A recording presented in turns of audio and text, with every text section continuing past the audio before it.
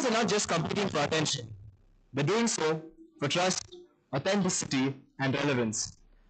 Technology, AI, and analytics have not only opened endless opportunities, but have also brought new challenges. Today, we will explore how organizations are using data and technology not just to reach audiences, but to truly understand them. From reimagining customer journeys to building purpose-driven brands, this conversation is all about turning digital challenges into opportunities for growth and creativity. And with that, let's get started with our panel discussion today, Modern Marketing in the Digital Age. All right. So joining us today are leaders who have been shaping this transformation firsthand, showing us what modern marketing looks like in today's fast-paced digital world. All right. So before we head forward, it's a privilege to welcome someone who's made a remarkable impact in the world of higher education with his ideas and leadership. Let's all give it a huge round of applause for Mr. Dwarika Uniyal. Professor Dwarika Uniyal, he's our keynote speaker for the day.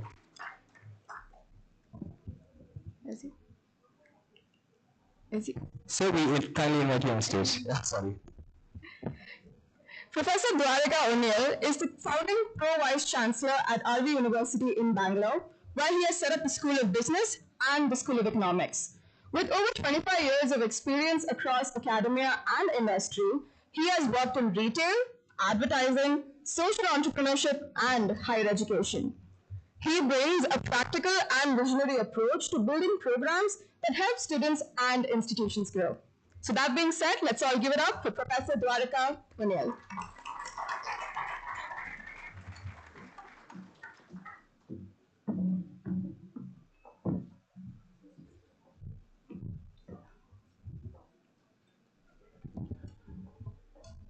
Good afternoon, everyone. Post-lunch sessions are a little tricky. Trickier for somebody who's starting it. In a panel which is a lot more about modern marketing in digital age, and I'm the last guy to talk about it. I'm neither modern nor do day-to-day marketing. But I guess I'm also from an industry which essentially says what Wolves on Wall Street somebody says Fugazi. We sell dreams. But before we start for today, while Vijay and I were coming to XIME, we came to know about really bad news for the world of advertising, for the world of marketing, for the world of everybody who is in the creative space, many of us are. I would like to start this session by having a small tribute to none other than late Piyush Pandey, whom we lost today. So I would request everybody, just give me 10 seconds of silence and we stand up in remembrance of Mr. Piyush Pandey.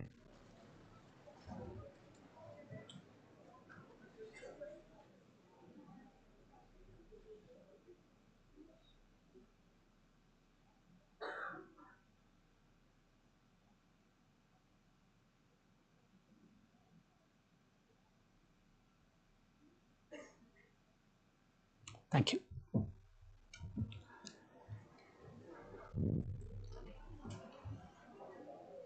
Many of you who are born in this modern era and are Gen Zs or so might not have engaged or experienced the magic back in the 90s Piyush Pandey created with his words, with his imagination, with his stories.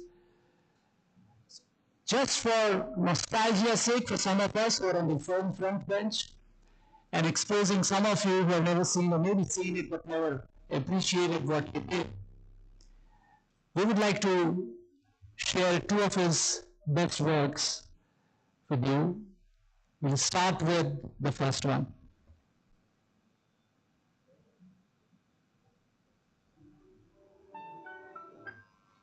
Volume, please.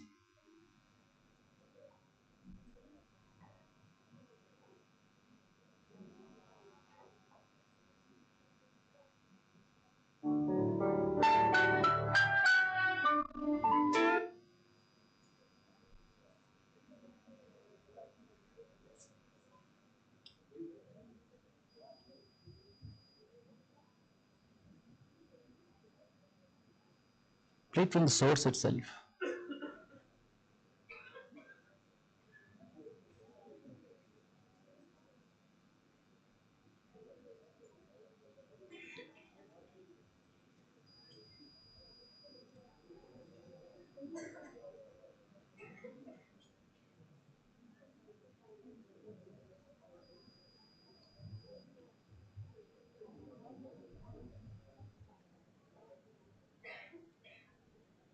You downloaded it, right? Just play the MP3. Just play the original source.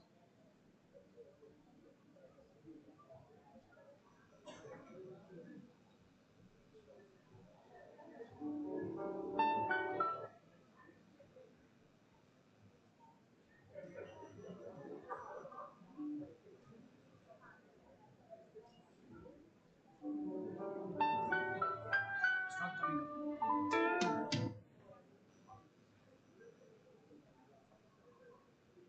Yeah, okay.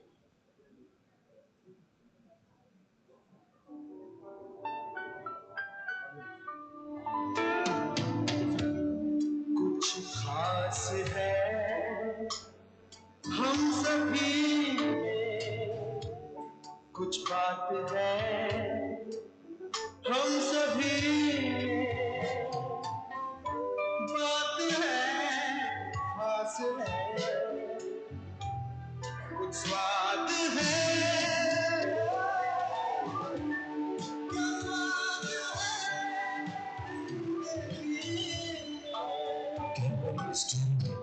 असली स्वाद जिंदगी का।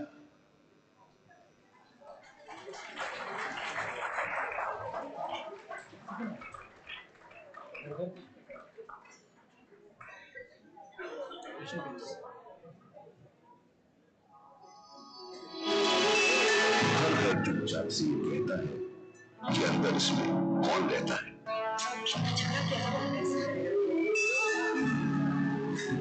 जब बताती है किसका आसमान है, हम कहते हैं किसका ये जहां है, कमरों में किसकी कल्पना चलती है, इस फर्श पर मेरे पैर किसके बच्चे चलते हैं, कौन चुन चुन के इसे प्यार से सजाता है, कौन इस मकान में अपना घर बसाता है। हर घर चुपचाप से ये कहता है कि अंदर इसमें कौन रहता है। एशियन पेंट्स, क्योंकि हर घर कुछ कहता है।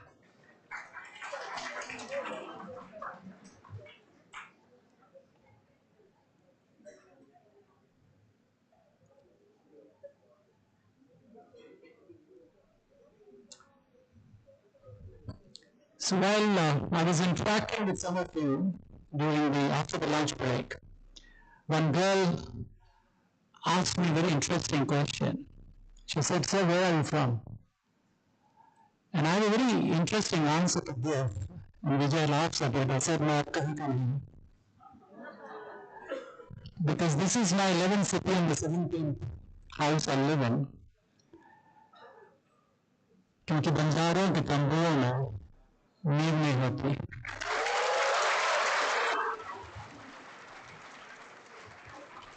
बंजारों के तंबुओं में नींद नहीं होती और पंछियों के घोंसलों में छत।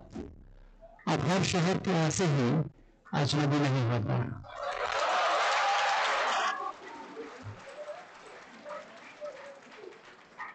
Now that I have your attention in 8 seconds, I'm going to tell you an interesting story. It was in 1995, which is 40 years back, when your parents were dreaming about you. I had an email ID. That email ID took 15 days and 3 hours to open up, only to realize that we had no email ID to send an email to. Yes, my generation and many of us are fortunate to witness an absolutely amazing transformation in the lives of this country called India, Bharat, because that's where things started to change in the country. In your grandparents' time, and luckily in your parents' time, things started to change slowly. They started to change in industry. They started to change in technology. They started to change in cricket. And they started to change in the films and the language of films, because we've got a Sachin Tendulkar and we've got a Shah Rukh Khan. And things were never the same for our generation. And as we moved along and moved from our 20s to 30s to 50s today, we are standing at a very, very interesting inflection point in the lives of the modern generation, which is you, to try and reflect, because we don't know where we come from, we don't know where we're going. So let's look back, because the topic is called modern marketing. So what is modern anyway? Anything which is modern today would be traditional tomorrow. Okay.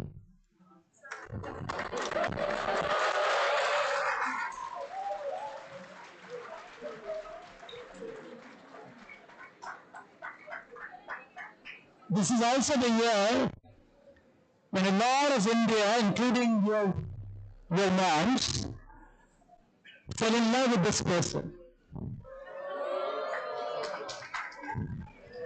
And deep down, without telling your father, they still are in love with this person. Because some things don't change, they morph, they evolve, and they become.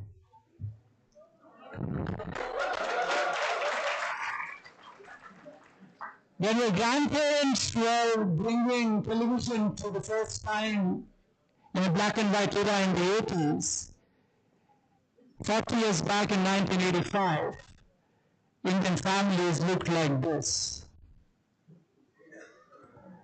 There was a television serial of that time which ran the most number of episodes ever, called Bunyad.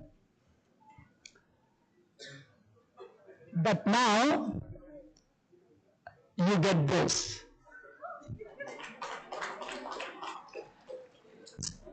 Tomorrow, this will also change and morph. Marketing existed from the time when gods existed.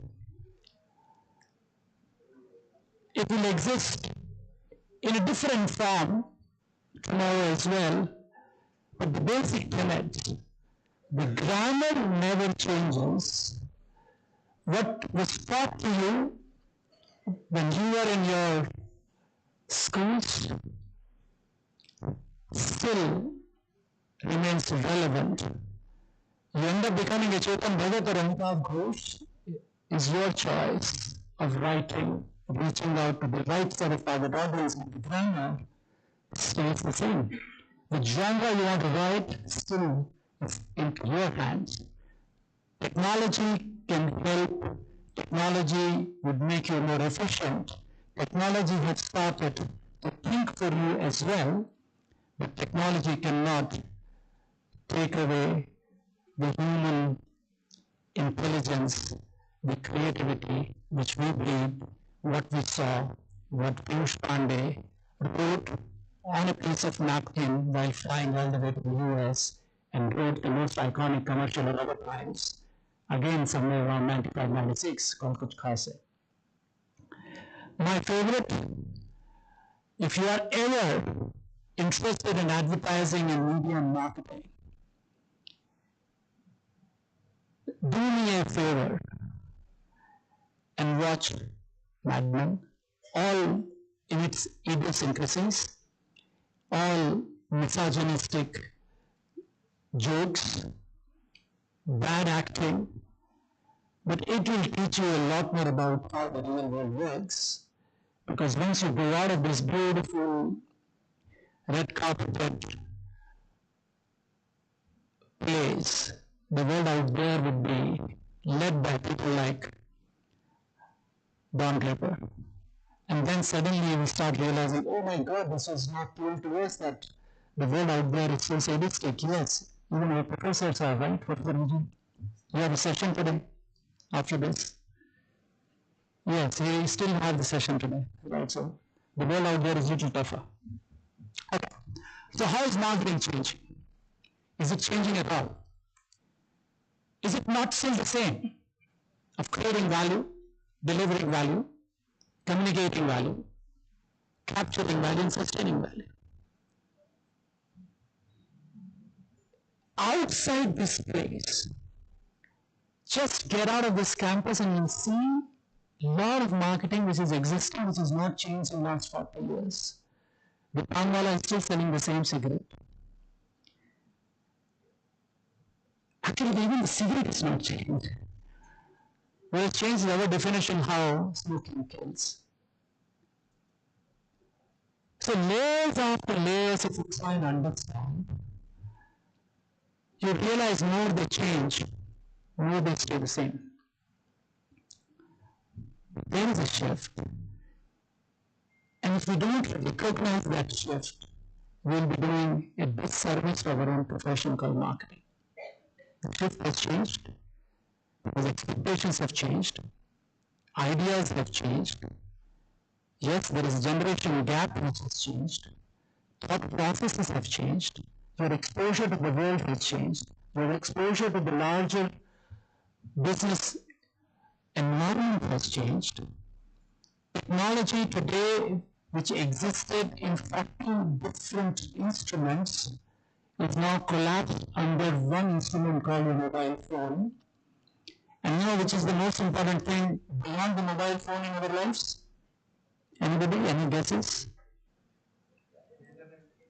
No, the phone ka charger. Blank screen से कोई कैसे गुफ्तगू करे?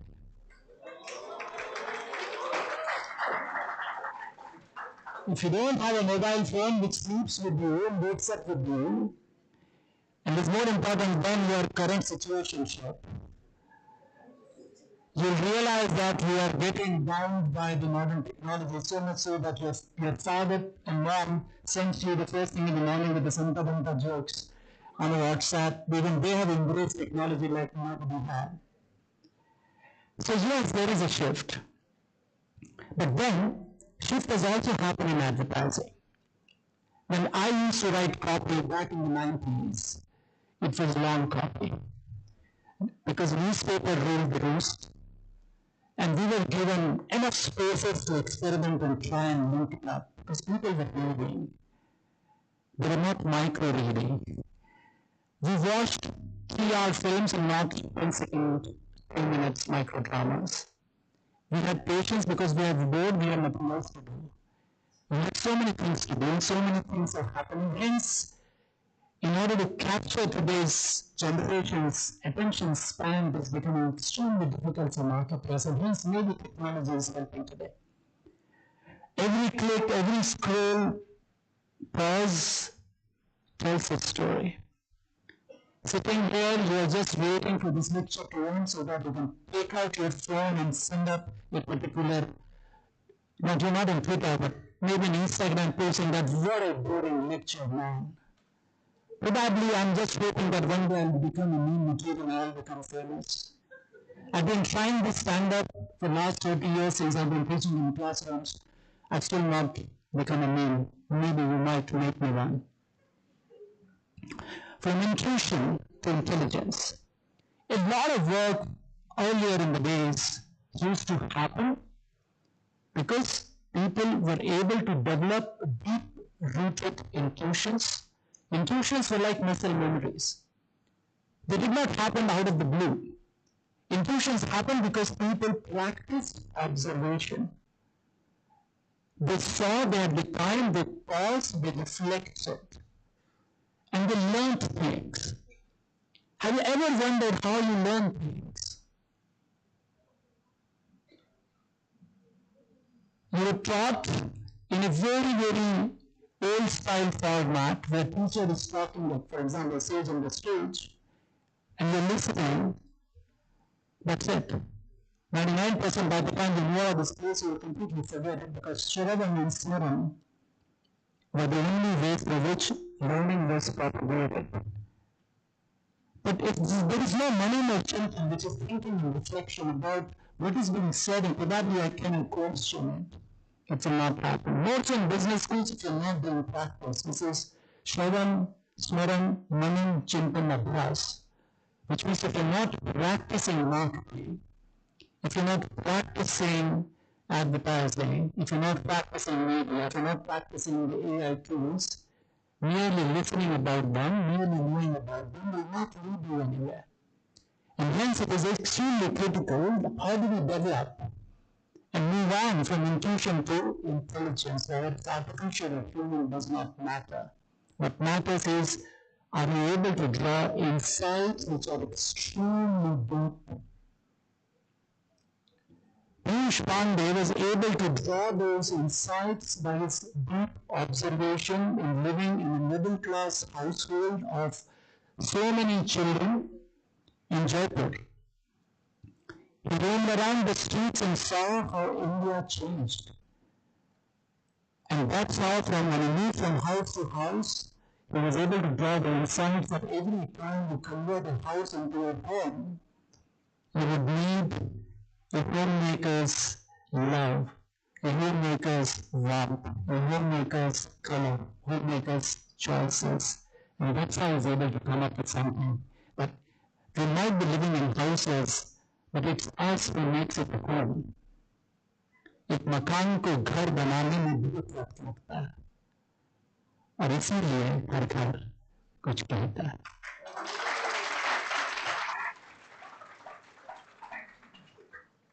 Yeah, you guys were born in this era.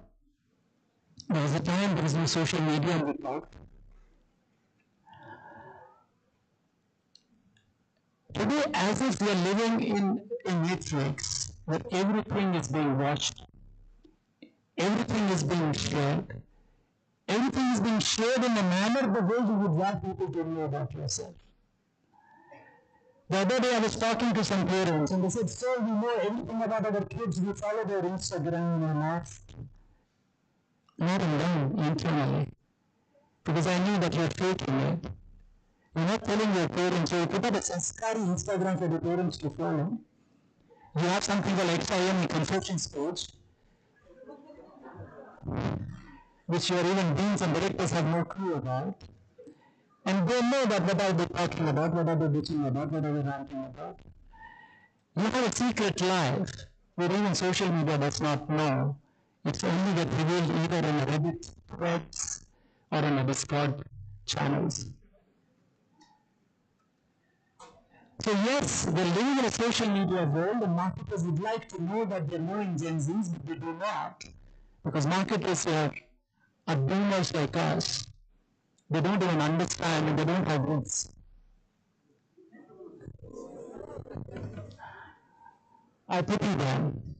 But you guys, when you guys go out and become marketers, you realize that there is an age difference and a generation difference between news and Gen Alphas, which will start becoming more consumers soon before you realize.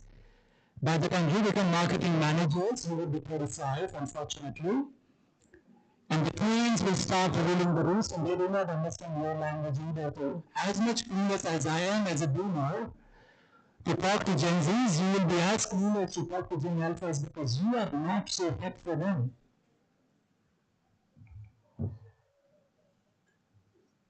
So what is the new story? Yes, at a time it used to be a monologue. Television was there, but television never interacted with us.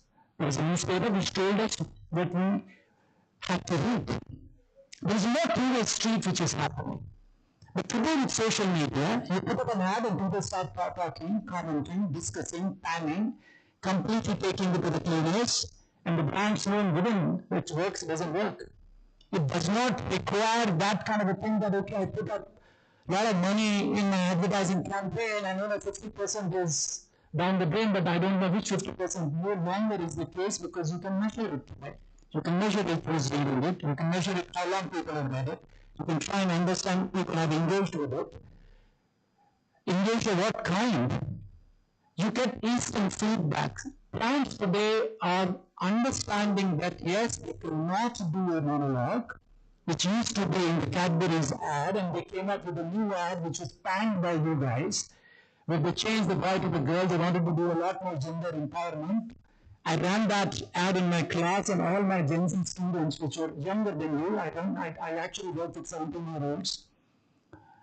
And they said, sir, what bullshit is this?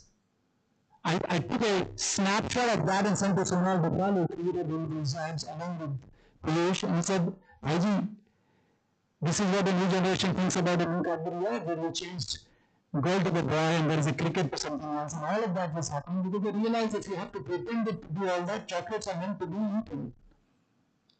And we are actually health conscious, we don't eat only the dark ones and whatever. So all that thing happened. Anyway, monologue to a conversation.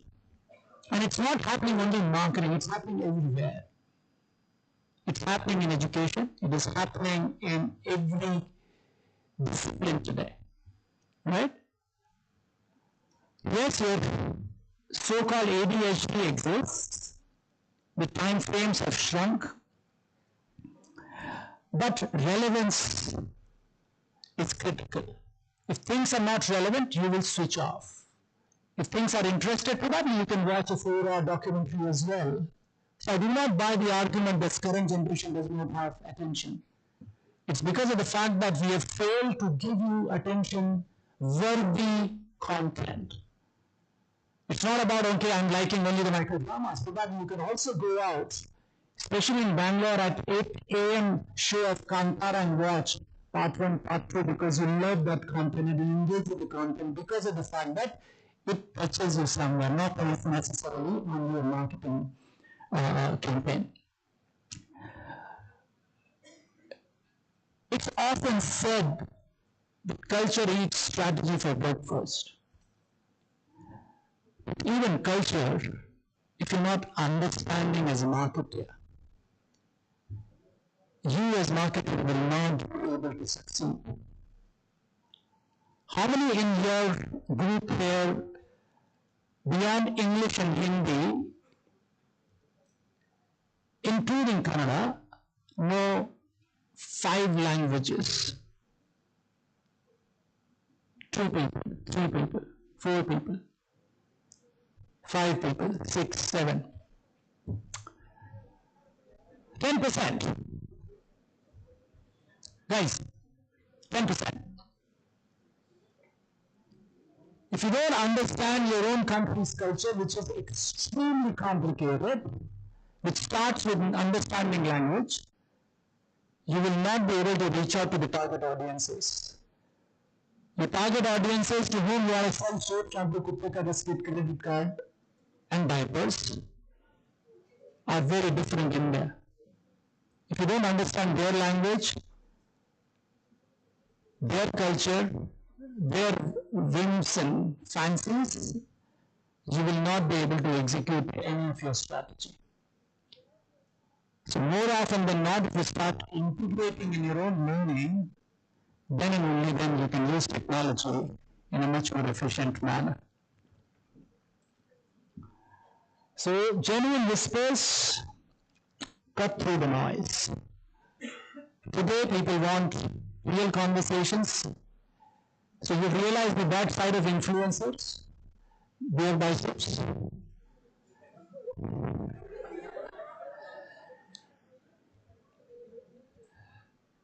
But then there is a new range of people who have come up, and there is a legitimate profession called influencers, and I don't envy them. But somewhere they've been able to engage a lot better than marketers. And you have to appreciate that fact that they're having real conversations with real people and people were able to relate to them a lot more. Kapil Sharma is a classic case. Conscious consumers? Yes. This generation is the most conscious consumerist generation, sometimes bordering minimalism. I have always constant fight with my Gen Z son. He says, why do you have so many shoes? And I'm a born out of poverty guy who made some money in life. I said, because I can afford it. You can't. You're a lower middle class guy with an upper middle class father.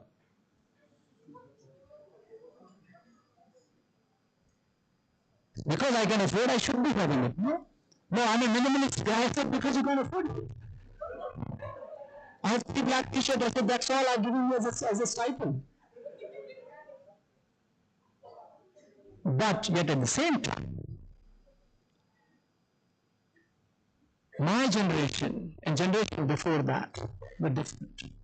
The grandfather's generation was the survival generation because they came out of pre-independent or just independent India. My generation in the 90s, 80s and 90s became aspirational generation. Because we came out of lower middle class and poverty in certain places, we had a lot more aspirations to make big, to make more money, and hence the principle was consumption. Today, your generation, because of the fact that 2 generations have worked very hard, have already got everything what needed to be acquired, and hence we are a lot more conscious about it. Impact on planet, profit, sustainability, everything is not just a buzzword. They are very much part of your lexicon and your DNA, and we are very, very conscious about it. And unless technology is capturing it, it will fail. There's a huge trust deficit today. You don't trust your own batchmates. You don't trust your parents. Your parents don't trust you. Forget about you trusting marketers and the brand who's talking about something. Huge brand trust deficit. So when the brands are coming with advertising and media campaigns and others, you will always see them with a sense of suspiciousness. That is something which has to be broken down and addressed. Yes, you are all digital first.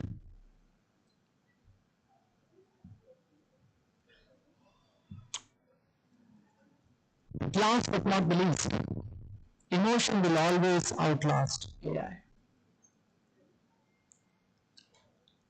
Because by very nature, that's the only thing which is keeping us, and we are the only one who have survived all the ages.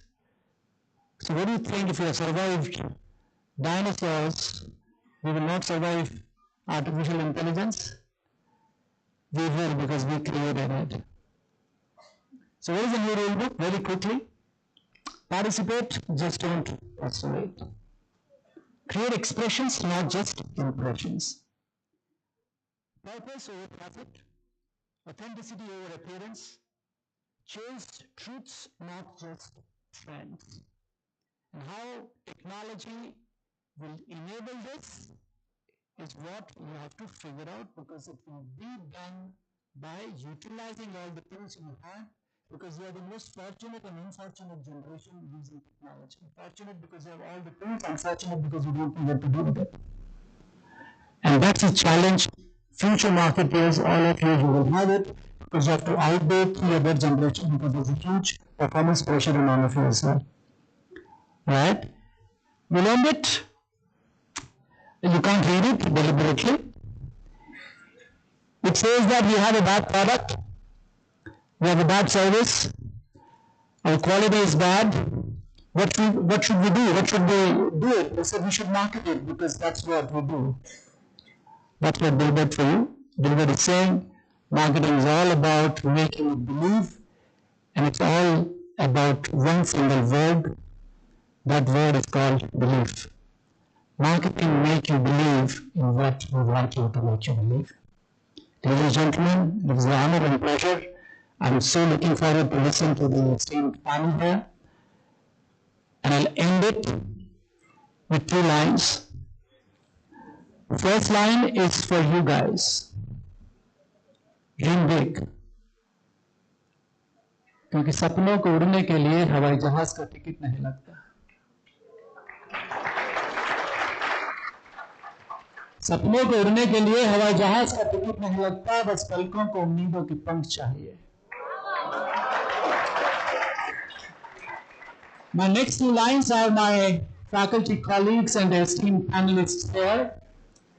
कि ख्याल पकाने के चूल्हे कम नहीं. You all have great ideas, ladies and gentlemen.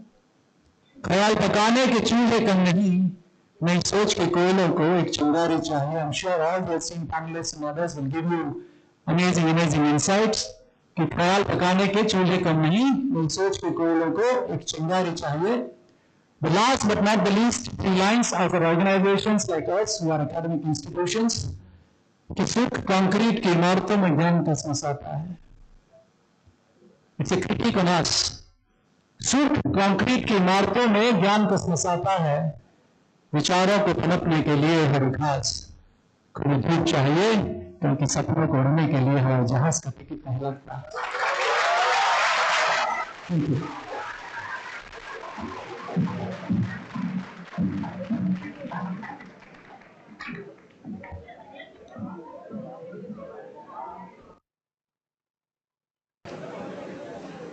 Thank you, sir, for that insightful and nostalgic.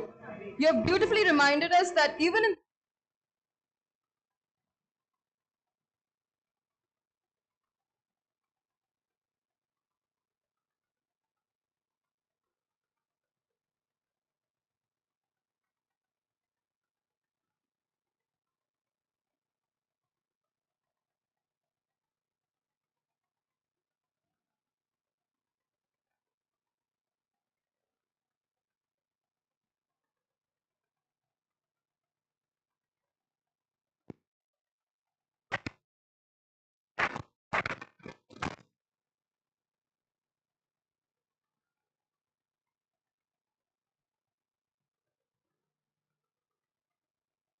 Joshua stands as a true visionary in the field.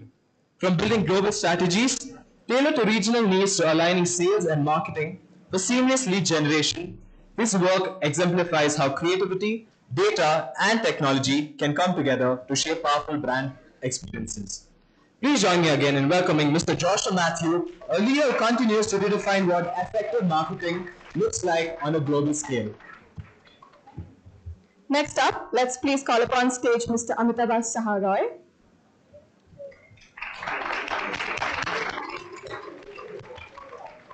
Mr. Amitabh Saharoy, he is the Global Practice Head for Sales and Marketing in the consumer goods industry at Tata Consultancy Services.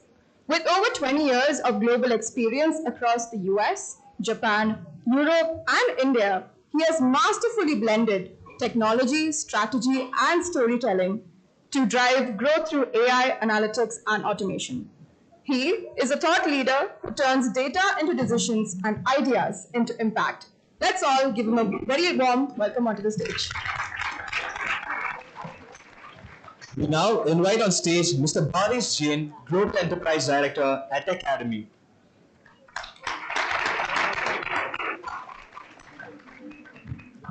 With over 13 years of leadership experiences across global enterprises, our next speaker has driven remarkable growth and innovation. Mr. Bhavesh has spearheaded GTM strategies that boosted market research, delivered record-breaking revenues, launched industry-first tech programs, and built strategic alliances with Fortune 500 companies across sectors. Please join me again in welcoming Mr. Bhavesh Jain, a leader redefining success through results-driven strategies and collaborative leadership. And finally, joining us on stage, we have Ms. Anjali Gupta. Please, ma'am, you can join us on stage. She is the founder of Fractional CMO, a visionary marketing leader who seamlessly fuses creative branding with the power of data and technology. With her expertise in driving customer-centric growth and adapting to rapid digital and cultural shifts, she has been instrumental in shaping strong, future-ready brands. She is not only a mentor, but also a proud advocate of diversity and inclusion in business. So once again, let's all please give her a warm round of applause. Now, to guide today's discussion and ensure a thought-provoking exchange of ideas, we have with us someone who brings along 29 years of rich experience spanning advertising, consumer, and B2B marketing, and entrepreneurship. As a seasoned general management professional, he has mastered the art of strategy, brand building, and business growth across diverse industries. Let's welcome onto the stage the founder of 64 Inspired Consulting, Mr. Dhruv Shenoy, as our moderator for the day.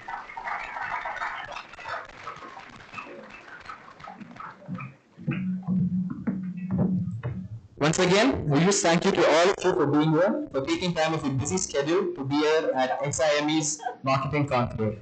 We now move ahead with panel 2, Modern Marketing in the Digital Age, where today's marketing leaders reveal strategies, insights, and innovations shaping the future of the industry. Over to you, sir, Mr. Gulshan. Thank you, Sandeep Pardia, for that lovely introduction. And thank you for coming here. Professor Vinyal, you put a lot of pressure on us by your words for the panel. Thank you very much. It was such an insightful panel. It's very, very hard to match when you're so good with the language. Okay, so before we start this panel on modern marketing in a digital age, I just want to take it back to the time when it was not digital. Okay, I don't know how many of you have seen a phone with a radio dial. If you are not, maybe you should go to Google Images and see it. Because phone calls used to be done on the landlines, not mobiles. It was a time when the family members would fight to read the morning newspaper. And at 10 a.m. the whole country would come to a standstill because of a serial on Doordarshan, and nobody knew what internet was. Okay, so I think all of us have seen that era. A lot of you didn't have, but things have changed. Digital has changed a lot of stuff, but what has not changed is when you look at a business or an individual, the need to have value, the need to have authenticity, that has not changed. I think that is the big challenge for today's marketers as to how to use current digital tools available to you to match those expectations. So I'll start off. I think we have a stellar panel here, so a lot of pressure on you to get the best out of their experience. So we're going to have a Q&A session. We'll try and have at least about 10 minutes for Q&A, if not more. Please, gather whatever knowledge you are getting out of this group. Make note of your questions and be ready to ask those questions. Well, it's not very often that you get a kind of panel that we have here. Make the best use of that. Anjali, I'll start with you. Marketing used to be about lots of flashy taglines and interesting, exciting stuff. But obviously things have changed. It's not necessarily only about communicating something in a very exciting way. It's all about the connection as well. Okay? Audiences are smarter today, they have lesser attention span. But something seems to be changing, transforming in the world of marketing. So do you think over the years, expectations from marketing have changed? And if yes, what kind of expectations do we have out of marketing today? So I'm a traditional marketer who's been forced to adopt modern marketing because घर पे दाल रोटी बनी थी. I started my career pretty much, I think, around the time Professor Unyal must have. So I've seen the evolution. The expectations from the marketer has definitely changed. I agree with you, and I'll go into a little bit of depth on that. But I believe that some of the traditional aspect or the foundations that were laid with all of us in the early 90s, mid-90s remain, which is, I think the content still has to be snazzy to draw attention. We just know how to measure it. The advertising, the content, the narrative still has to be attention grabbing. We just know where to target it, and that's what has changed. When I started my career in the late 90s, all I did was create pamphlets, and because we were a company that was spending money on marketing, we also did print advertising and billboards. Yay, right? How that has changed, right? Now my billboards are in my pocket, right? Now what has changed since then is my ability to not just measure how the various formats of content and advertising have changed, but I also know who to target it to. She likes red shoes. He likes blue jackets. I know exactly that, and I can target it. So the expectation from the marketer has changed, not just what is continued is you still have to be creative. You still have to think from the customer's perspective and what the customer wants and needs, much like Mr. Piyush Pandey did. But what you can do now is have the ability to hyper-personalize. We heard that in the first panel.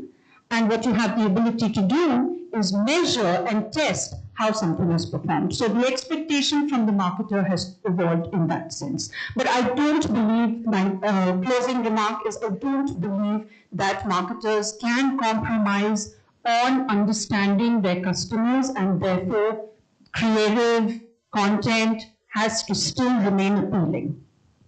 Actually, one more aspect to that question. Marketing has always been about getting the brand salience up. So more and more people should come to know about your brand. But has that changed? Have we gone beyond that and generated more expectations from marketing? So if I had a whiteboard here, I would draw this out for you, right? So 27 years I've been doing marketing. And when I started, like I said, it was all about the brand. People should know who we are, right? And then in about the mid-2000s, 2010 ke aaspas, what happened was we suddenly heard of something called performance marketing. We had started to measure how our emails were performing, how many were being opened, how many were being read, how many were being clicked on. It started from there, right? How many people came to our website. So the advent of performance marketing, somewhere brand sort of lost its sheen. And I believe that was a big mistake, because if you really think about it, brand is the root. If the root is not strong, your shoots are not going to be healthy. And your shoots is what we measure through performance marketing and the bottom of the funnel. That's what I mean. I'm just making it like a top of the funnel and bottom of the funnel kind of scenario, just drawing a picture for you. There are many nuances to this. I don't want to undermine or oversimplify, but I think there is still, we have come to a point today when I have conversations with my clients, the importance of brand has not changed. I think more and more people are realizing how they need to be known. They need to be known for something, their purpose has to be known. And then from that emerges the concept of doing business or creating a funnel, etc., etc. Does that make sense? Joshua, can I come to you on how we have seen the transformation of marketing over the last 3-4 years? Sure. So relevance is still paramount. You have to be relevant to the audience. But I will give you a different perspective, which is a very B2B kind of an answer. I don't have the luxury of being glib or entertaining. My consumers are some people who buy large-scale enterprise solutions. So I can't be funny or all of those things, right? Mine is most about information. So Piyush Pandey will never write an ad for a Cisco, right? So information is very key, relevance is very key. The role of marketing still is the same, but if I can take an extra 30 seconds to explain what are my tasks for at Cisco. Think of a triangle, think of 3 sections. The top would be what we call enterprise customers, the biggest customers for Cisco. Small number of customers, extremely important. The next section, customers that didn't make the cut, but still important. And third is everybody else. The role of marketing differs in each of those segments. What is expected in enterprise is basically engagement with customers, get them to open doors, all of that. At the bottom of the funnel, marketing is responsible for revenue generation. So based on the objective of the segment, your marketing tactics will change. So you will have digital marketing at the bottom part of the funnel.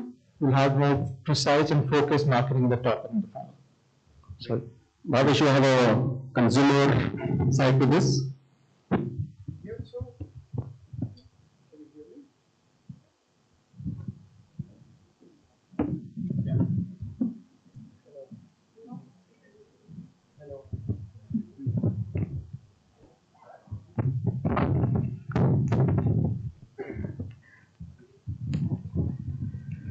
So what we've been noticing working with different industry segments, right?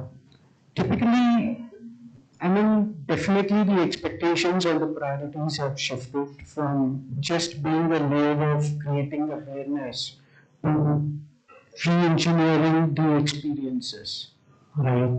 For the consumer side, it has been more about that how do you re-engineer those experience of every single touch point in the journey, right? So in the consumer side of the business, yes, I think we have seen that. And second, I think what I am currently witnessing with the trends and big players like the thought leaders, right?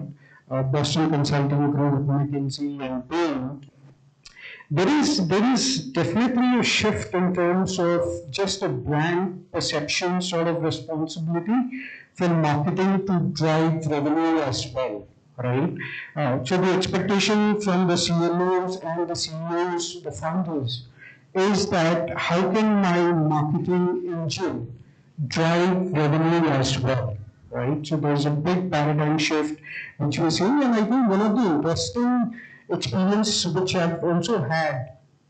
So driving X amount of revenue with millions of leads on the table, the interesting insight on the table was that 80% of that revenue was coming from the well-crafted digital journey and not because of your assisted sales, right?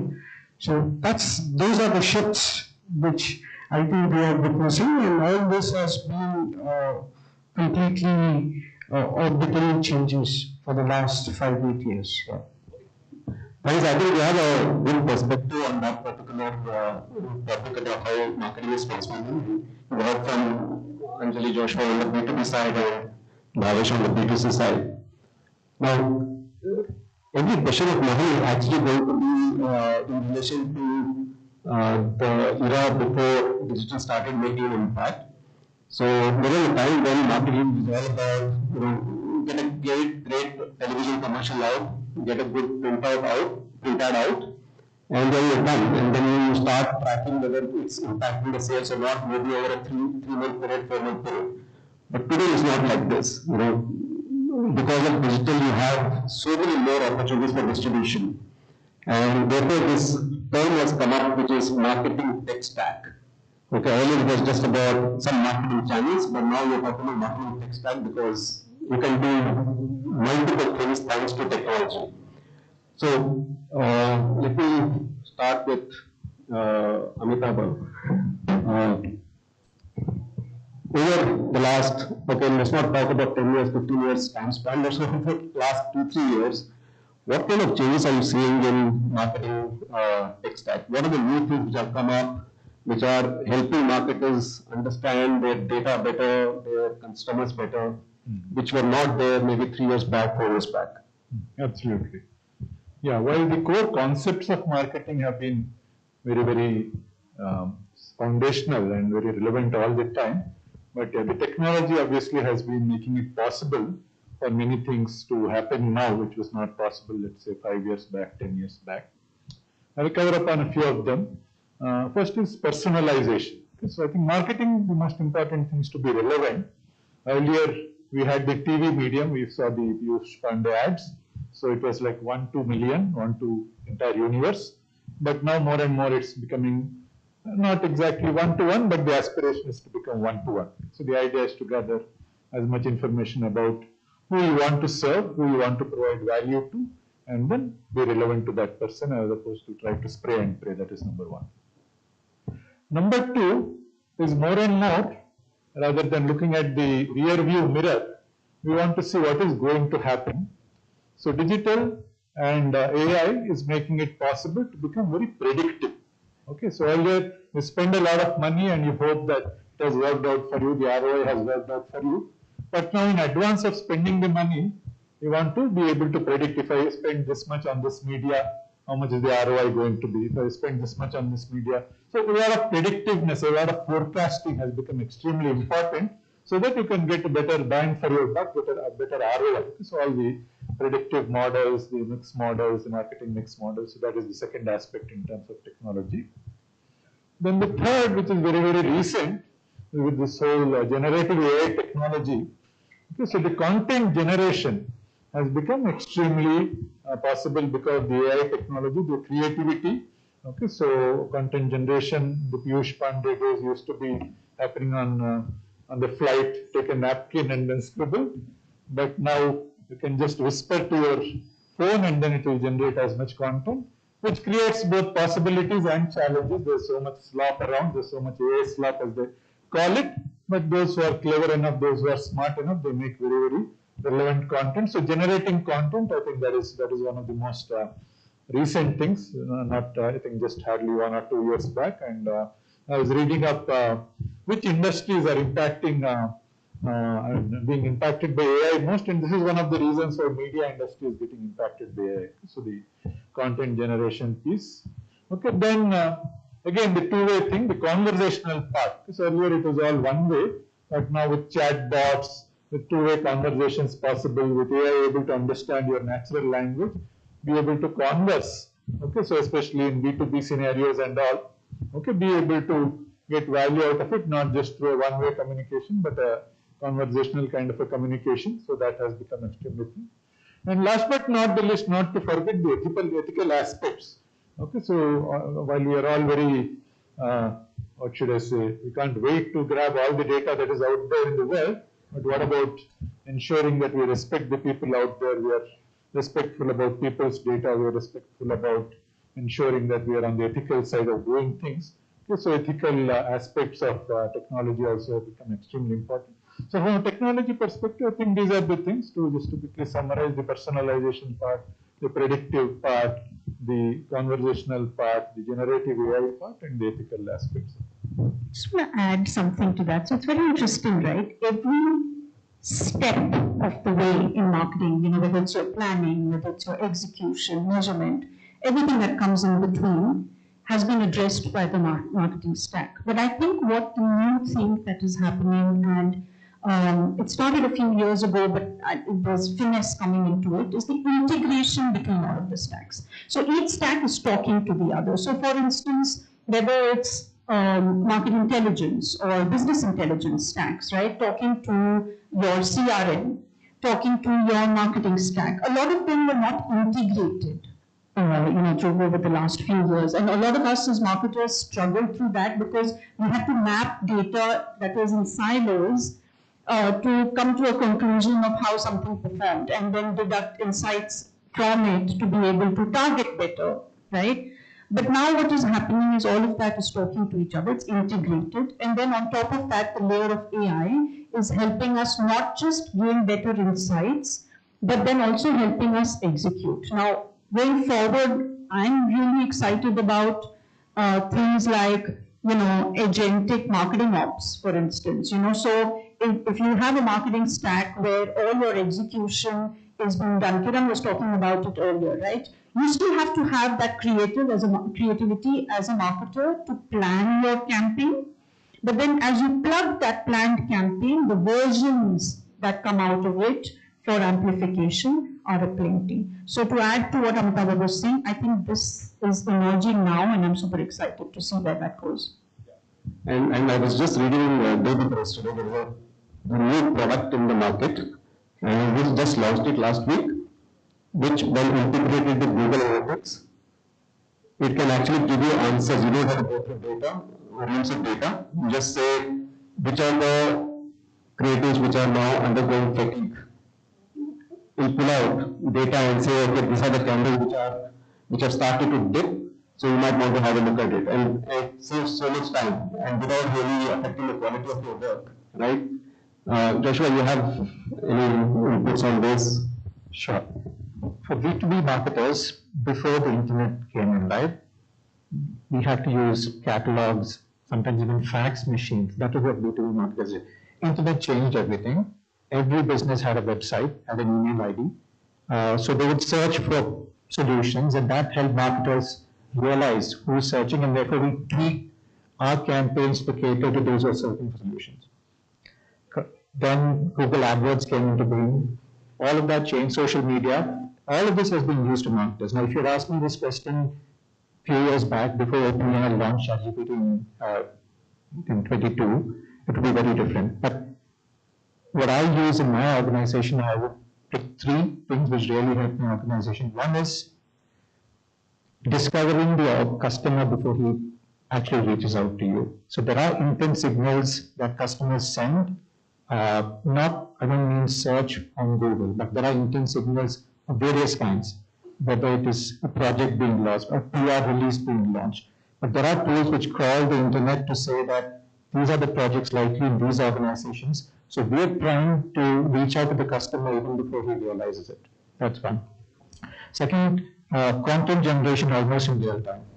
Most of you use Canva, I'm guessing, for content.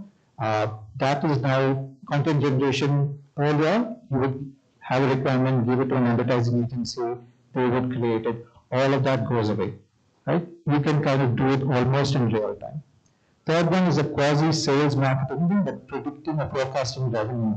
For organizations where sales and marketing are really integrated, it helps to understand that what behaviors and what marketing campaigns drive what revenue. So these are things that work in my organization, and going forward, there's even more to it. Bhavesh, I'll keep coming back to you for the consumer insights. With all this happening and for consumer marketing, what's the role of the evolving tech stack? Very, very interesting. So what we've noticed is, right, that the 1500 plus MarTech tools currently available. Now the biggest question on the table is that as an enterprise, right, which are those top 12, 15 which I need to adopt? And today, if you look at the context of various enterprises as well, I mean, every single enterprise on an average is using close to 12 to 14 technology tools. That's number one. Number two, in terms of the investment side of the story, if you look at it, from $670 billion in 2024, it's moving to $800 billion in 2026. That's the movement what we are currently seeing. Third, as an enterprise, we've also seen significant investment into these technologies because what we've understood is that AI insights along with human creativity, the impact in terms of the campaign and the revenue, we've seen 2x jump in our engagement and 3x overall on the brand recall perspective as well. So there are measurable outcomes which we are able to demonstrate as well. And I think very, very interesting. So the questions on the table are that what are my top 12 to 15 technologies, because there's numerous out there, right? So as a team, I mean, we've been figuring out that what could be the right in terms of the problem statement and what we're trying to solve based on the constraint and the environment you're in. But these are the insights in terms of the tech stack, very much focused towards solving these problems. Yeah. Great. So, this discussion can never end because technology tools, like you have 200 plus technology tools and you decide on 50, you obviously go through a lot of evaluation criteria. But at the end of the day, the technology is an enabler. It is not the end of marketing driver, right? So, while doing all this, and it's a natural tendency for us to say, okay, this tool works so well, we get lost in the whole thing and then say, customer is possibly just another call in the wheel, so we don't have to worry because my technology works great. Are we losing that human centricity or customer centricity in this whole thing about being enamored by the new technology that's coming in? Joshua, you have. So when ChatGPT first came, right, some people were confident, you know what, it will never take away certain jobs like creativity. Nobody can do that. But unfortunately, that's not true. You have Mid-Journey, you have Iva Music, you have AI features within Photoshop. So the fact to say that creativity will not be replaced is not true. It can be done. But AI, I don't think so the core human emotion will remain the same. AI cannot be original.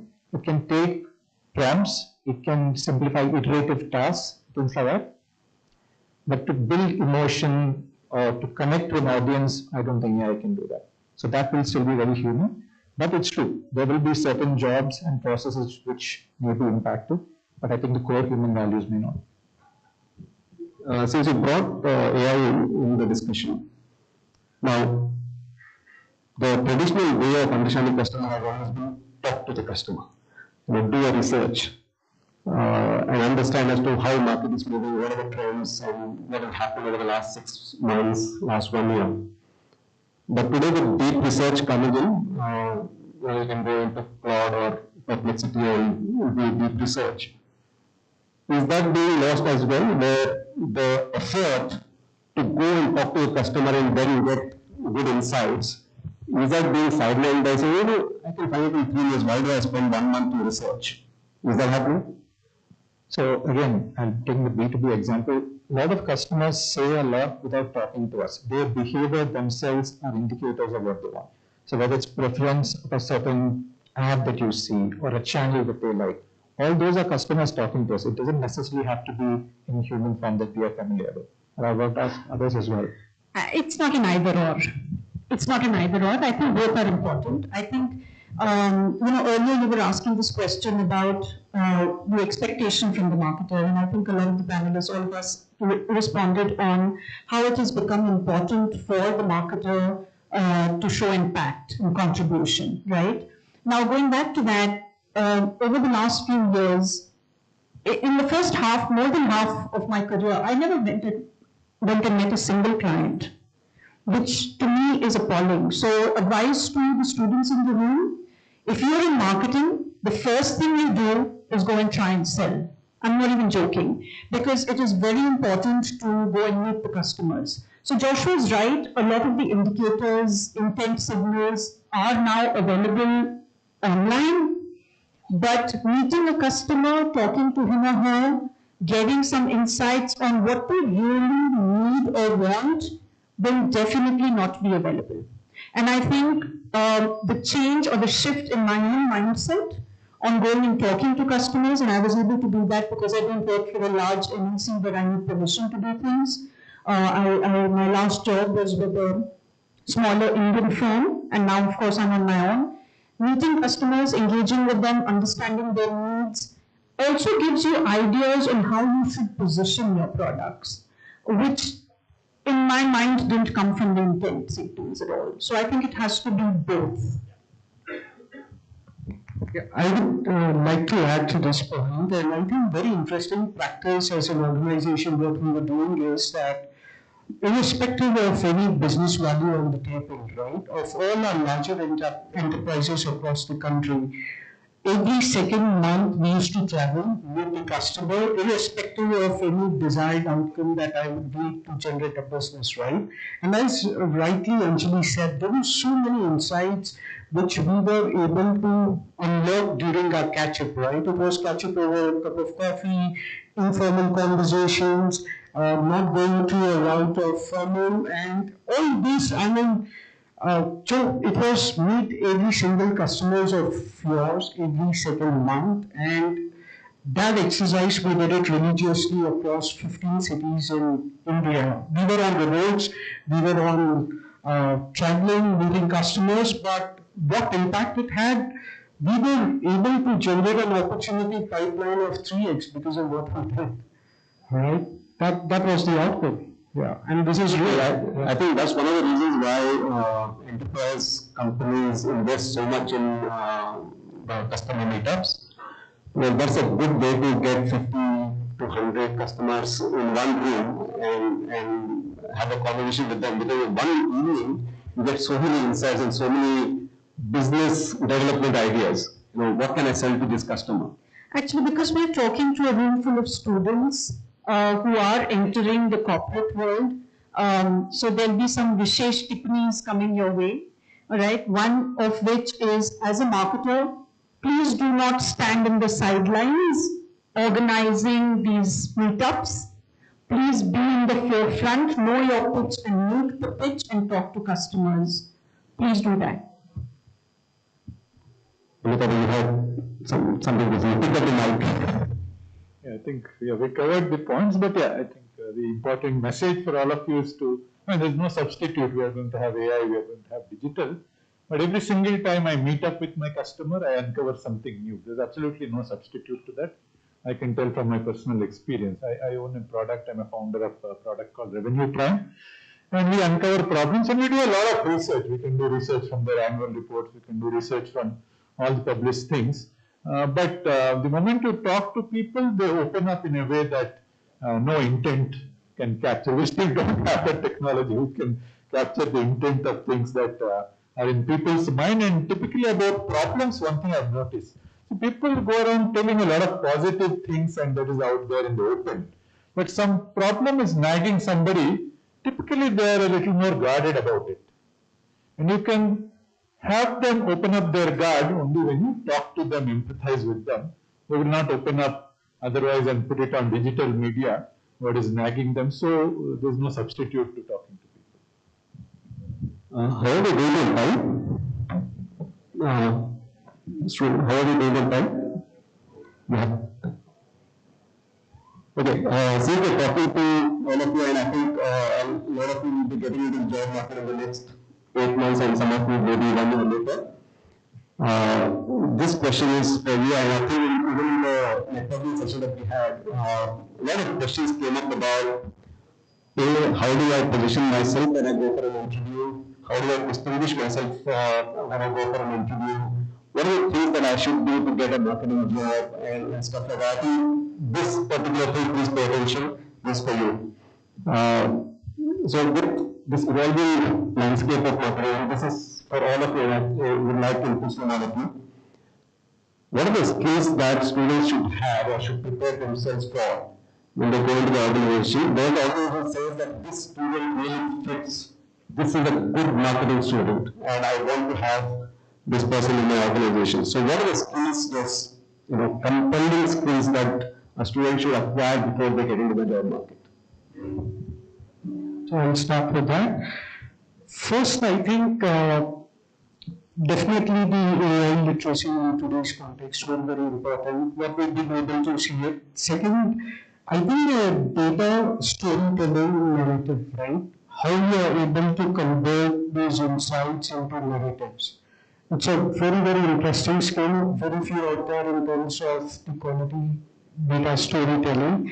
Third, the omni-channel marketing piece. Why? Because of the physical online offline mix, what we're currently seeing. I think if you are able to bring that entire on the omni-channel perspective and look from different lenses, because in terms of the impact, if you have a very standardized, uniform approach towards the omni-channel experiences, there is a 30% jump in the retention of the customer and lifetime value of the customer. That's what we're currently seeing. So that's number 3. Fourth, I think the creator mindset, because it brings the personal branding and the ability to, tell stories. So that creator mindset is again very, very important. And fifth, I think from an industry standpoint perspective, since we are a skilling company, a report from NASCOM says that if with marketing, a combination of AI and analytics, if you are able to demonstrate in today's context, the data is showing that there is 20-30% increase in the salaries of the people who currently bring this value on the table, right? That's actually good news for some of the people I met. A lot of them have marketing plus analytics as a combination, so great. Yeah. Yeah. So first is marketing is a very large space, and I'm assuming that most of the room here are marketing students. So determine what you want to do within marketing. So by rise of hands, how many of you would like to do B2B marketing as opposed to B2C marketing? Okay. So should I assume that the students like a 50-50 divided, B2C 50%, B2B 50%? Is that a correct assumption? Okay, so that is number 1. So how many of you want to do human to human marketing? Everybody needs to do that. Okay, there is no substitute for at the end of the marketing is nothing but solving somebody else's problem and doing it in a relevant way and telling a nice story in order to be able to do that. Okay, so that is number 1. Determine what is your space, B2B, B2C, number 1. Okay, the foundations are a given. Don't give up on the foundations. Okay, there is a message and there is a medium. Okay, so the messages are in your Conclaves, in your brand storytelling, in the data, and also get those at the back of your hand. Be strong with the foundations. Okay, but the expectation is also to be extremely productive, whatever you are.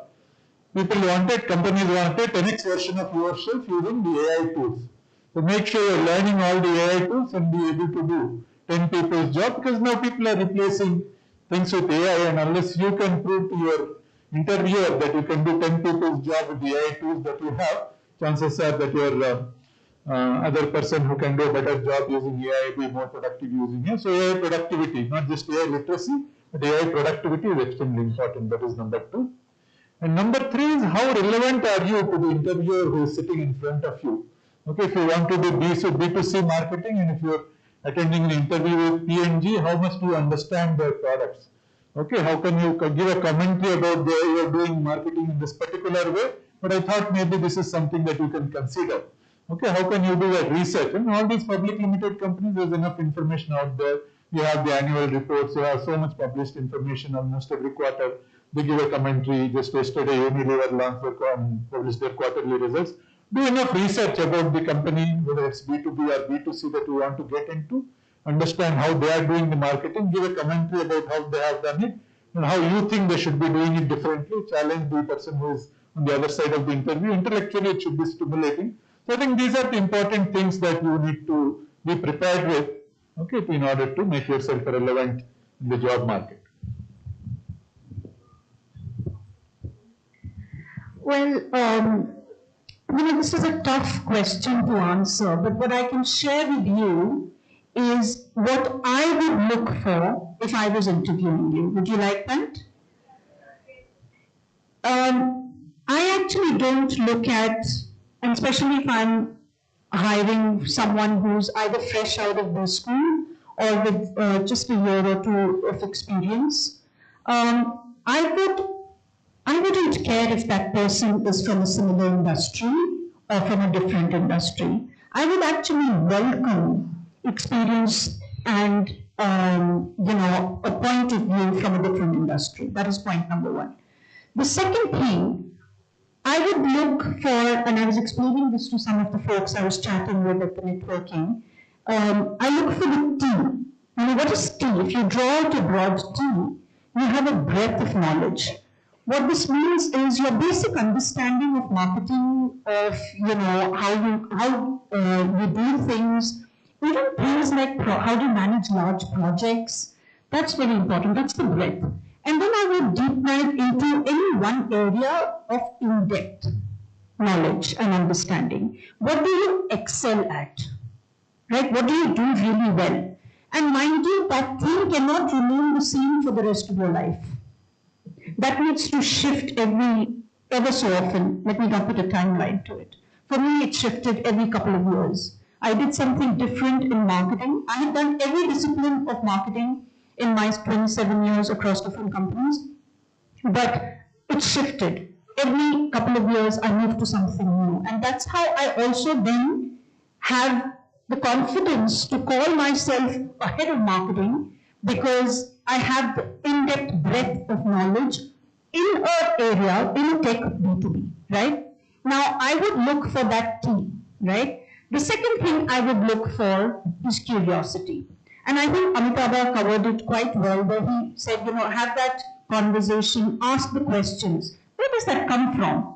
It comes from innate curiosity, trying to understand that person or that organization sitting opposite you. But you would have already done that a little bit. So again, you can get that from research, from ChatGPT, but having a conversation with someone from that company or understanding from him or her is a whole different ballgame. So curiosity. I would remain curious for the rest of my life, guys. And your true learning is going to start when you step out of this college, right? I think Professor Unyal also talked about that. The third thing that I would say, apart from the broad T and the curiosity, is, be brave, have courage. So they've all talked about some hard skills. Of course, those are relevant, but I'm talking about the really deep-seated insecurities that we have, right? Be brave. If you're not brave now, When will you be brave? The biggest regret I have in my life is that I started my entrepreneurial journey the day I turned 50. And I thought it was a tad too late. So be brave, take those chances, experiment. You will never know at this time in your career whether you want to do B2B, B2C. वो बाहर से सब अच्छा लगता है. Everything looks rosy from the outside. You will have to try it out. So go in, try, experiment, work, try, fail, go back, try again, and then you will succeed. So those are my 2 bits.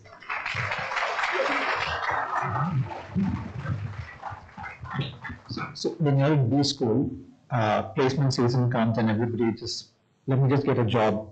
I shouldn't have focus.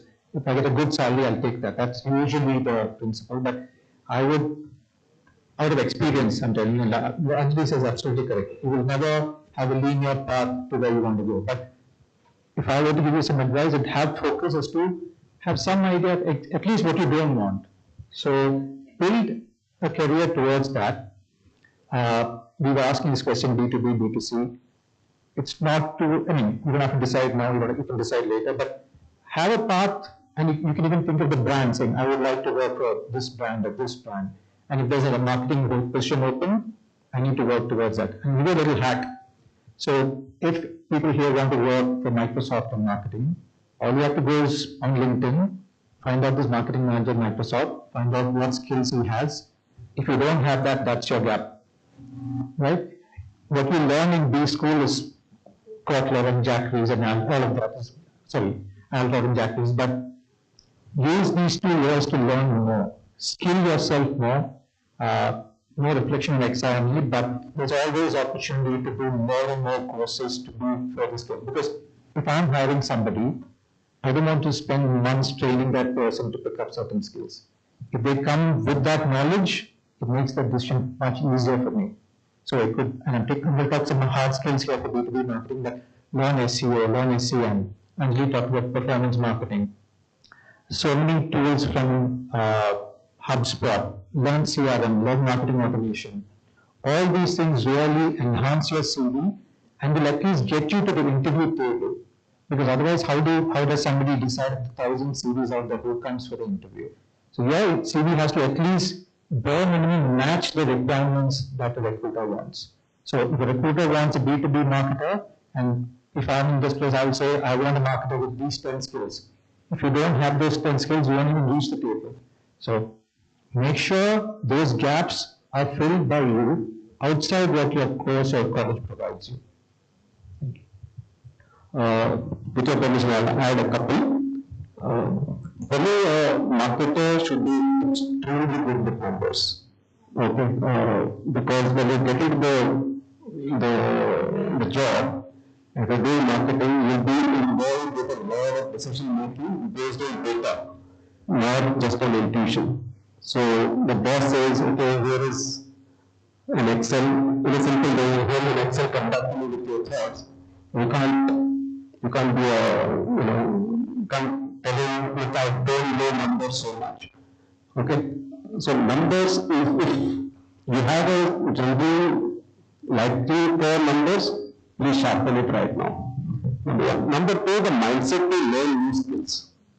Okay, one should be open to learn new things all the time. We'll get this opportunity in the company where you're working on something and then you see something interesting being launched by the company. You should be able to go to the boss and say, hey, can I work on that? The boss will tell you, look, if you want to work on that, you need to have these 2 things. Prove it to me that you have it, learn it, and then go back to them. Because that's the way you're going to get recognized with others, saying that this person actually likes to take risks, leaving a set kind of a role, wanting to do something new, and somebody who's reliable. So a lot of things to chew on, but I'm sure you will get a chance to talk to the panel again about this. And the good thing is during networking, most of the questions were about how do I prepare myself for the job. So I hope you got something good here. I'd just like to add something here. So I was talking to the students as well, and a lot of them may not be sure whether they want marketing at all. So somebody says, I like finance and marketing and HR and all of those things. So it may be difficult at this point, but what I would say is a good indication of whether you would like marketing is if you like to be a left-brain person and a right-brain person, then marketing is your place to be. You will think logically, look at data, analyze, and you will get an opportunity to be creative as well. So left brain, right brain, if they are the kind of person who does both, marketing is the place to be. Okay. My last question is more like a rapid fire. As marketers, we always try to do new things, but with technology coming in, new things coming in, I think the urge to do new things has possibly accelerated.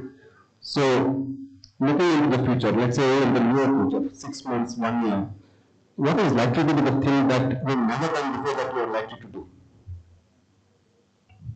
I'll start. Two things. I'm a new entrepreneur, so definitely sales. I have not done too much of sales, so I'm looking forward to pitching to clients. I love it. Really enjoying it. That's number one. Number two, I'm super curious about the whole AI landscape.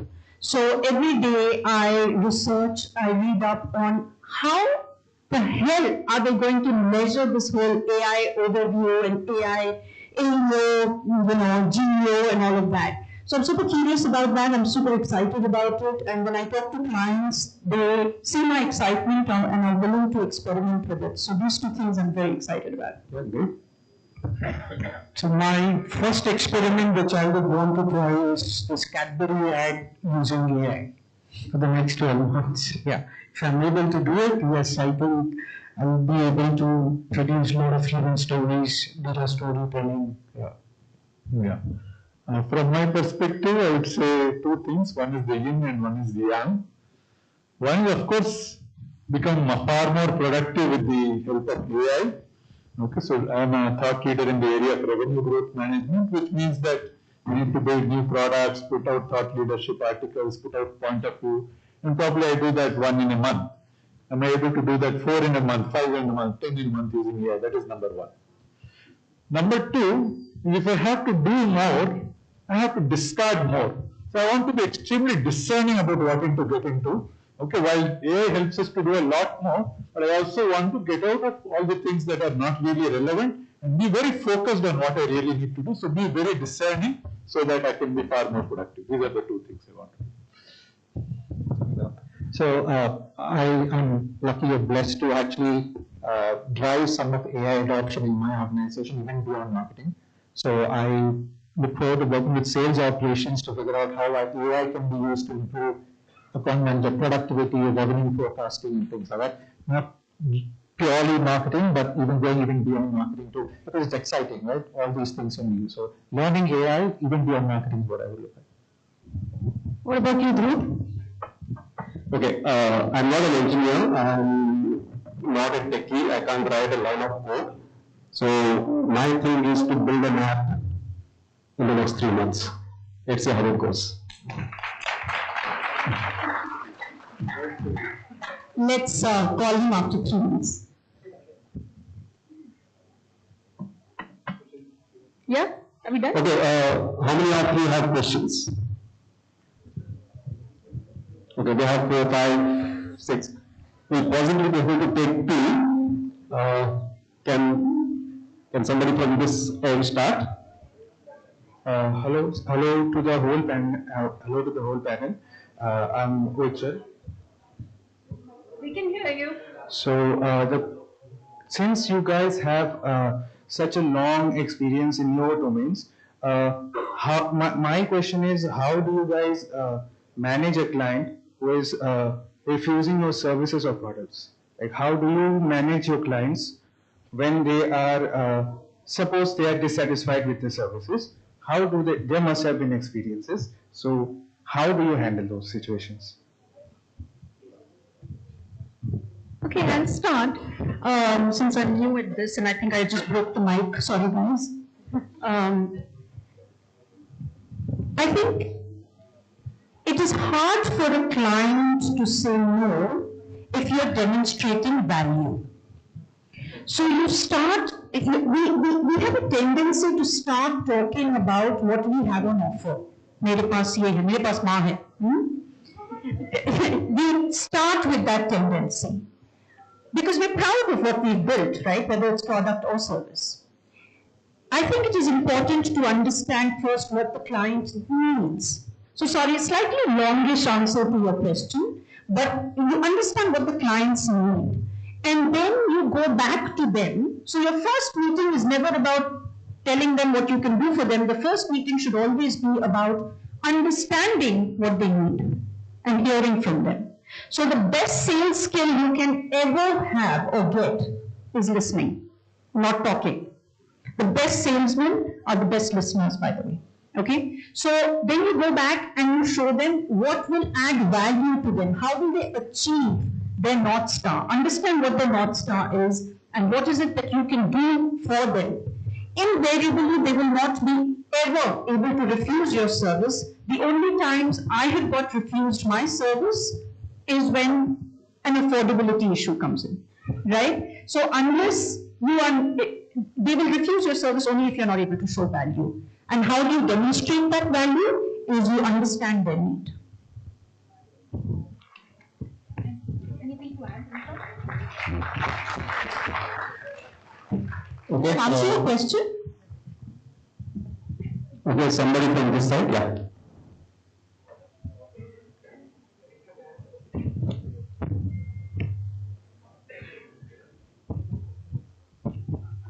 Good afternoon to all the panelists. I'm Purnesh.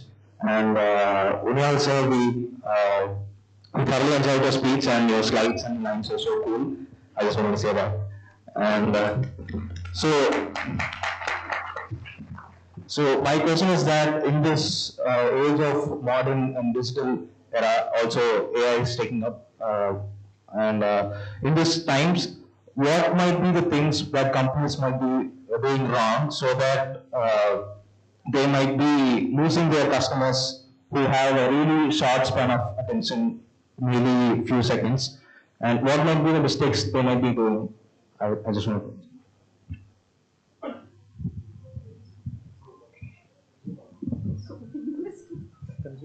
Yeah, these kind of questions, these, as long as we are human beings, some of the things remain the same.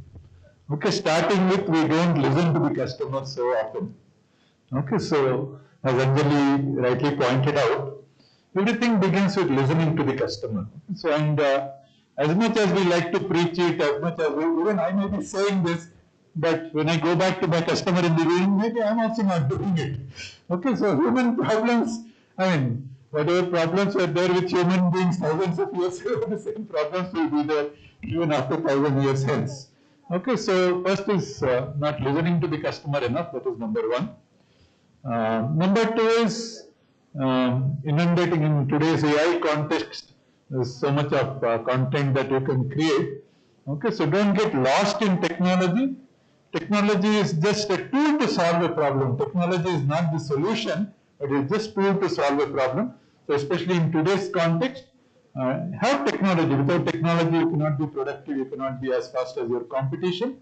But if you're not using that effectively to solve the problem, then technology is adding to more noise rather than solving the problem. So that more in today's context. If anybody would like to add any other points. Actually, I want to add, sorry, I feel like I'm speaking too much, but it's very exciting. Volume over value. I had a client last week tell me, oh, all these different versions that we can create out of ChatGPT, hum sabko bhej dete hain. Let us send it to everybody on the list. And I was like, no, volume is not the winning game. So that is a losing proposition if you're going to target everything with everything that you have. You now have tools and the capability to understand the very personalized need of a customer. So target appropriately. So I think the mistake that sometimes clients are making is that because they have the ability to create and generate so much more content, they are also wanting to bombard clients with that. So I've seen that happen last week actually. So your question reminded me of that. And one last line. I think the easiest way to lose a customer is to take them for granted. Customers today have lots of options, okay, and they can easily move from one brand to another when they believe that this brand is not taking care of me. And forget the brands, even the governments do it, right? They take citizens for granted and they get thrown out in the next election. So if a brand has to stay relevant, they have to always take its customers seriously and listen to them, like Amitabh has said. If you don't listen to them, in fact, during the lunch break, we were talking about the card holding apps. Every one is worse than the other. Uber came in saying, we're going to give you the cleanest cars, great experience. But today, if you book a Uber, of course, we have difference of opinion, but the Uber that I've got last 3 times were dirty. Okay, and then you say, why should I go to Uber and pay a premium if the cars that I get are worse than what I get in Rapido? So people move, and I think that's something that the brands have to be very conscious about. Okay, can you take this question offline, because I've been reminded 3 times that my time is up. Okay, so thank you very much for listening patiently to us. I have a comment and an observation, and I want to say this to the team at XIME with a lot of love. I'm saying this with a lot of love and concern, so please take it the right way. I want to tell the women in this room, don't go by the lack of diversity you saw in the speakers and panels today. There are a lot more senior, successful women in the corporate world today than these panels showcase. And I would really encourage the team at XIME that optics are everything for young generation going into the market. So please have more diversity on your panels. And I say this with a lot of love, okay? Thanks, Anjali, for talking about it. I think it's extremely important. And this was a discussion which happened after we came into the auditorium. So all the organizing team members, I think, should look at it very, very carefully.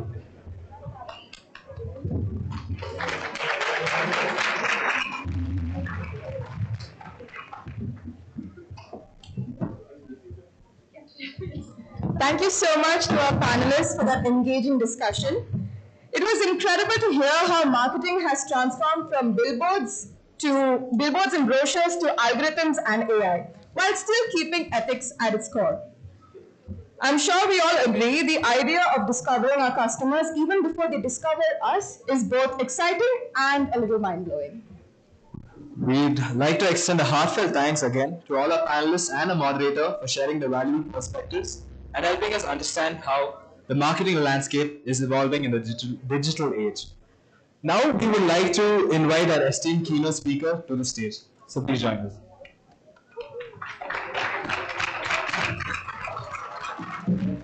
We now request our director, Dr. Roshni James, to kindly come forward to felicitate our keynote speaker, Professor Dwarika Munyal.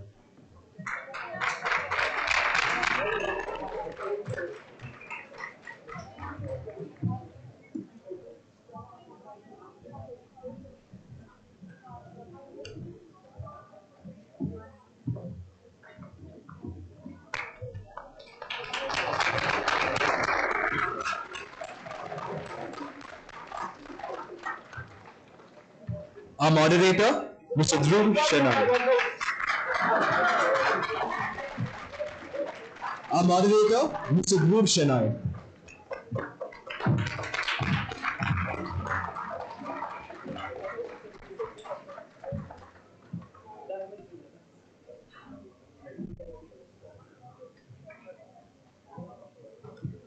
Followed by a distinguished panelist. First we have Mr. Joshua Matthew.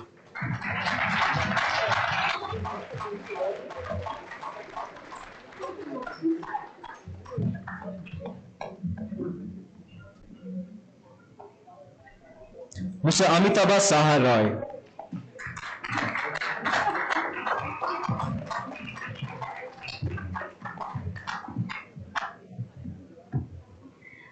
This is for you guys. Don't ever give up your reading habit if you have one, and if you don't have one, develop one. Mr. Bhavesh Jain.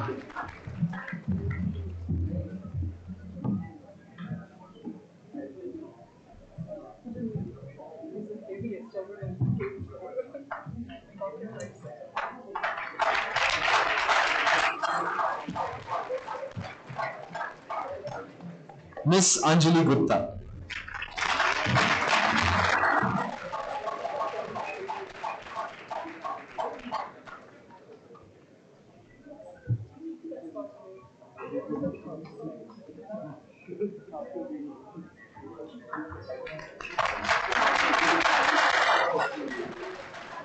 Thank you, ma'am. Now, I would like to call all the panelists, our moderator and keynote speaker onto the stage for a group photo.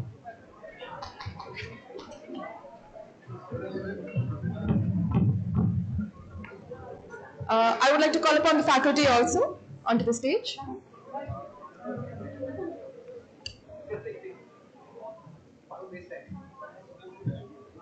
Without branding. With the branding, absolutely.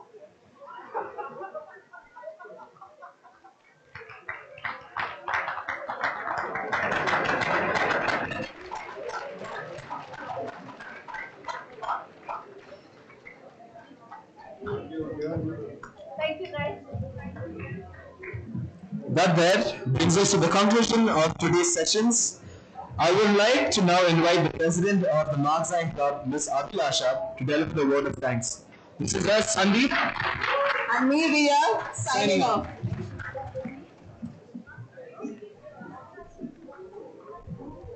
Good evening, everyone present here.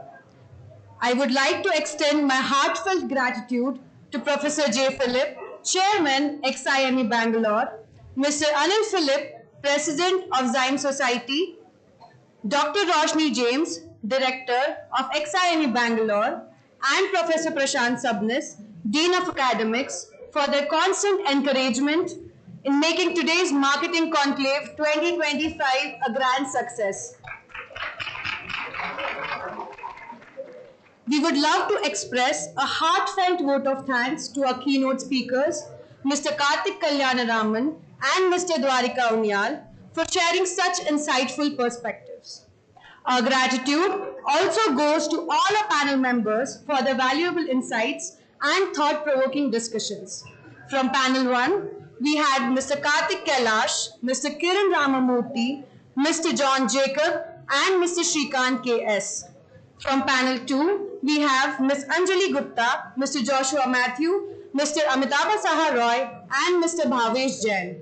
Your ideas and experiences have truly inspired us all. A big thank you to both our moderators, Mr. Sanjeev Chinnamathur and Mr. Dhruv Shenoy, for guiding the discussions with such ease and ensuring every exchange was insightful and engaging. A sincere thanks to Dr. Krishna Priya, our club coordinator, and Professor Krishna Kumar for their invaluable involvement in helping us put this event together. A special mention to our president, Mr. Anil Philip, along with Mr. Vijayanand, Mr. Ganraj, and Mr. Madhukumar for helping us connect with the esteemed panelists and for their continued encouragement. We would also like to thank the faculties and students from the other colleges for joining us and being a part of this wonderful day. And to our wonderful audience, thank you for your attention, enthusiasm, and energy throughout the day. Lastly, a heartfelt appreciation to the Marksine team for your dedication and teamwork in organizing this conclave. With that, we officially conclude Marketing Conclave 2025. Thank you everyone for being a part of this wonderful day and have a great evening ahead. Thank you.